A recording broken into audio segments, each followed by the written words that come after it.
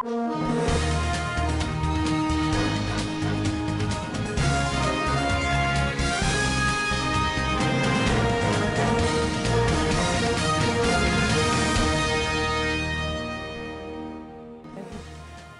Executive Council approves project to shore up power supply. Sultan of Sokoto announces date for Eid al-Adha. The House of Representatives reintroduced controversial water resources bill.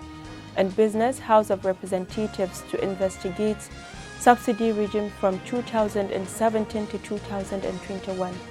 On international news, Spain to fully cooperate with Melilla migrant death probes.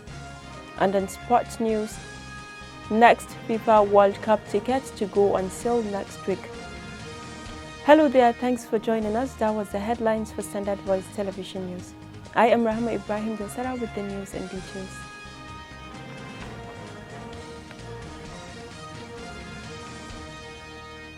The Federal Executive Council has approved projects to shore up power supply across the country. Minister of Power Abubakar Aliyu briefed State House correspondents after the Federal Executive Council meeting presided over by Vice President Professor Yemi Osinbajo on Wednesday at the Presidential Villa, Abuja. Mr. Aliyu said the projects were aimed at strengthening the capacity of the Transmission Company of Nigeria and shore up power supply in the country.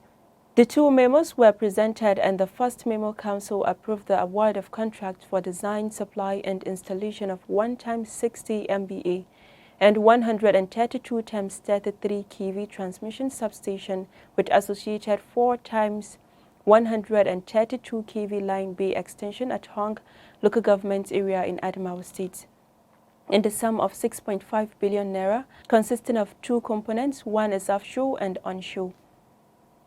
While the second memo also was to procure power transformers and associated spare parts for TCN to be deployed to 6 locations. The Sultan of Sokoto and President of the Nigerian Supreme Council for Islamic Affairs, Alhaji Muhammad Saad Abubakar III, has declared Thursday, 30th June as Dhul Hijjah 1st, 1443 after Hijrah.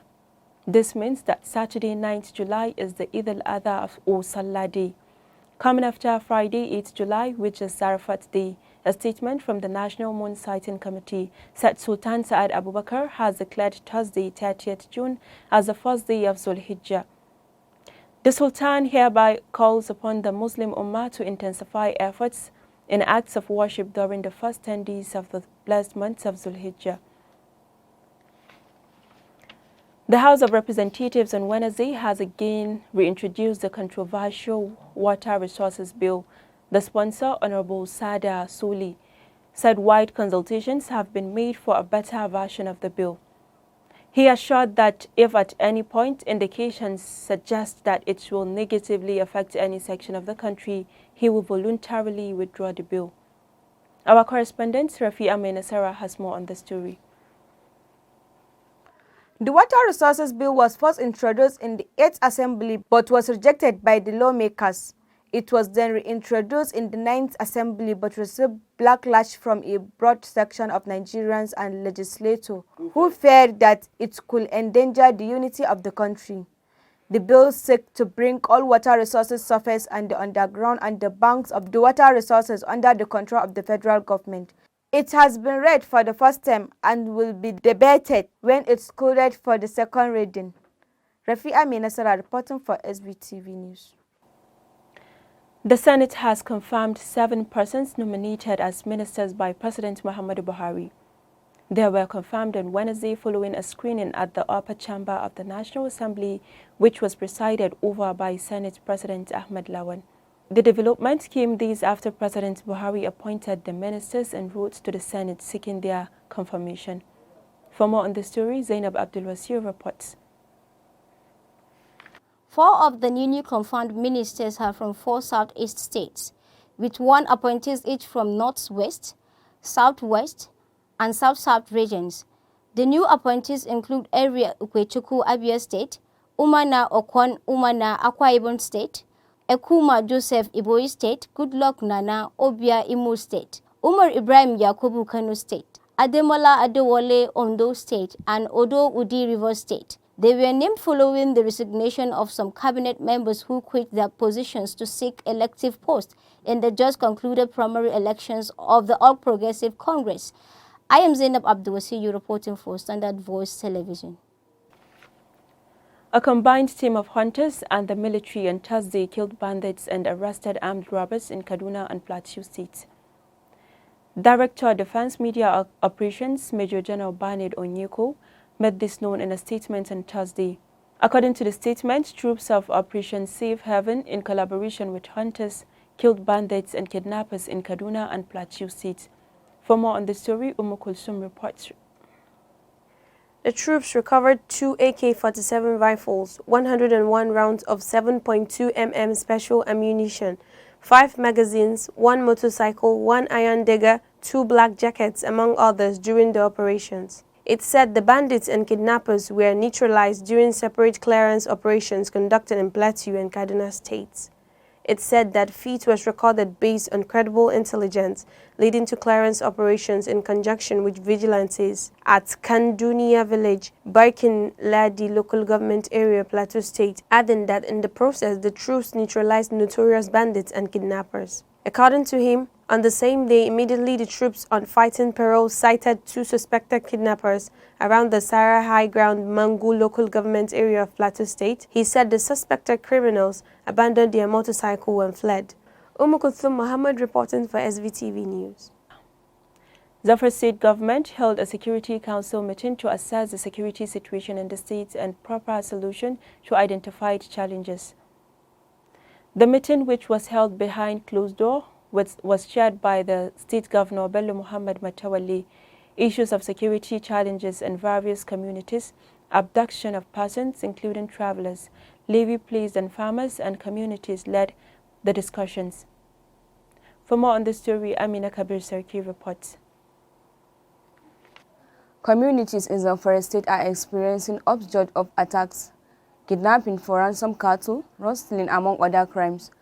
This informed the decision of the state governor to order citizens to obtain firearms for self-defense against banditry and kidnapping, a development that has generated mixed reaction from different quarters.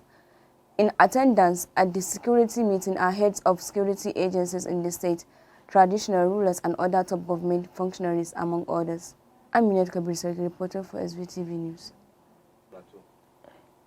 The Kaduna State government on Wednesday said it has attracted both local and foreign investments worth over $4.2 billion despite the security challenges bedeviling the state. The acting governor, Dr. Hadiza Balarabe, disclosed this during a quarterly economic breakfast meeting with local and foreign investors as well as small-scale business operators on Wednesday. For more on the story, Sumaya Dusari reports. Mrs. Balarabe assured members of the business community of an enabling environment to do their businesses, noting that Kaduna State has maintained its position as the first sub-national government in the ease of doing business.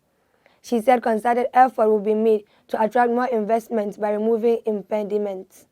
The economic meeting, which is one of the team navigating business in digital age, centers on discussion on land acquisition, perspective of the Kaduna State government tax system to aid the investor made informed decisions. Kaduna's internally generated revenue rose to over 50 billion naira in 2021, making it the 4th highest in the country and the 1st in the northern region. This has triggered strategies to mobilize more revenue to finance the rising expenditure as well as reduce the fiscal deficit to GDP ratio.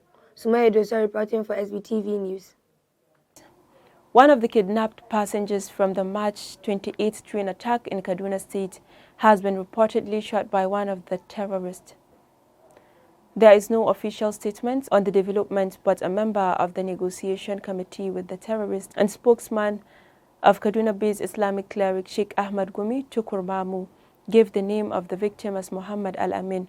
Sheikh Mamu said that the incident was a case of accidental discharge which happened on Monday during a friendly exchange of fire among the terrorists who are guarding the hostages inside the forest. He said the victim, though still alive, is however in a critical condition and requires urgent medical attention. And on business updates, over to Mercy Mangal.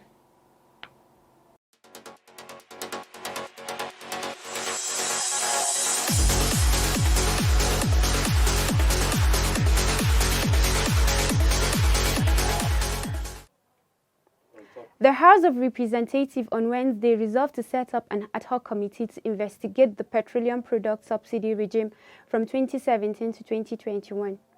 The resolution followed a motion by Honorable Segus Ogun, who stated the component cost in the petroleum product subsidy value chain claimed by the Nigerian National Petroleum Product, which is highly overbloated, while the transfer pumper price liter used by the NNPC in relation to Petroleum Pipeline Marketing Company is underquoted. The lawmaker described this as fraudulent, while also expressing worries that the subsidy regime had been used by the NNPC and other critical stakeholders to subvert the national crude oil revenue to the tune of over $10 billion. The committee is to report back to the House within 8 weeks for further legislative actions. Many thanks for watching. I am Mangal Mercy Ilya, and do have a lovely day. On international news,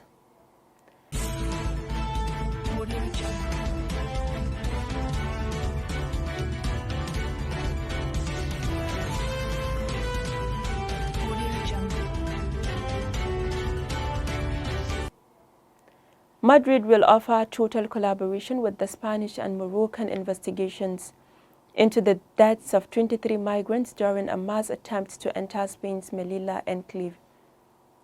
The Spanish premier's remark came a day after the United Nations denounced authorities on the border between Morocco and Spain for using excessive force, describing it as unacceptable.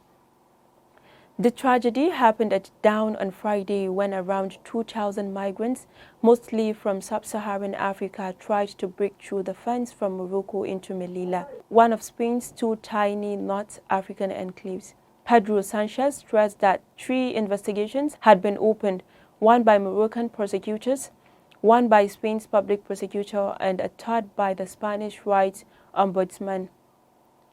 Moroccan authorities said some of the victims had fallen while trying to scramble over the fence, given an initial toll of 18 dead, but later raising it to 23 after another 5 migrants died of their injuries. Few details about the incidents were available, but Spanish media showed footage of people on the ground, some with bloodied hands and torn clothes. And on sports news,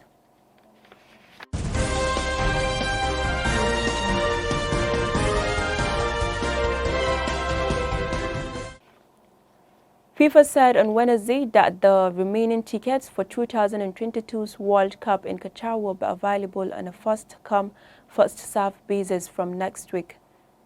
FIFA said, without mentioning how many tickets are now available, that about 1.8 million tickets were sold in the first 2 batches of sales. Qatar will host the first World Cup in the Middle East from November 21st to December 18th. At 8 stadiums in and around the capital, Doha. The latest tickets will go on sale online from July 5th at 12 p.m. until 12 p.m. on August 16th. That's all we have for today, but before we go, let's take a look at the major headlines. Federal Executive Council approves project to shore up power supply. Sultan of Sokoto announces date for Eid al-Adha. The House of Representatives reintroduced controversial water resources bill, and Business House of Representatives to investigate subsidy regime from 2017 to 2021. On international news, Spain to fully cooperate with Melilla migrant death probes.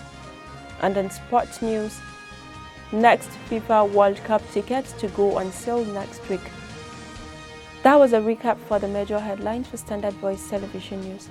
On behalf of the production team, Head of News and Current Affairs, I still remain Rahama Ibrahim Nisar. Do have a nice day and keep watching Standard Voice Television.